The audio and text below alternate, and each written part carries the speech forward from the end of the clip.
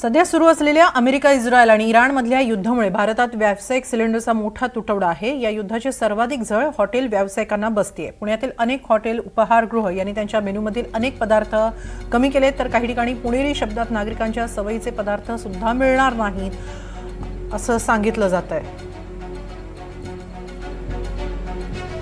Gas नसल्यामुळे एका उपहारगृहात कडक पाव, कडक भाकरी आणि थालीपीठ मिळणार नाही असा बोर्ड लावल्यानं खवय्यांची हिरमोड झाल्याचं दिसतंय।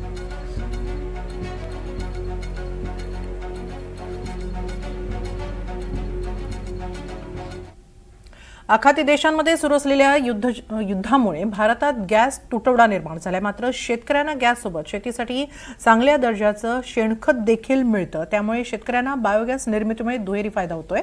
याबाबतचा आढावा घेतलाय आमचे प्रतिनिधी समाधान कांबळे यांनी।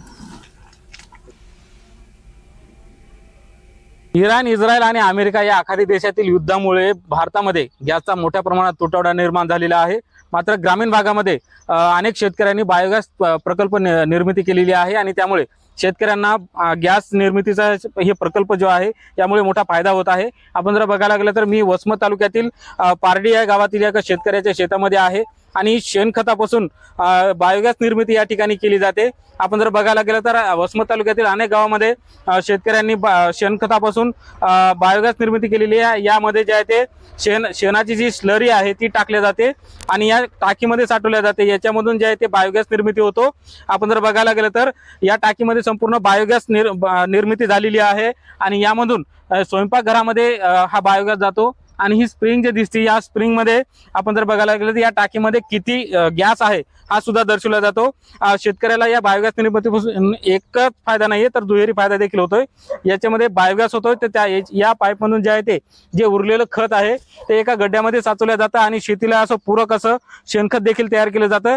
आता बायोगॅस हा बायोगॅस जो आहे घरामध्ये जातोय। आपण घरामध्ये जाऊयात।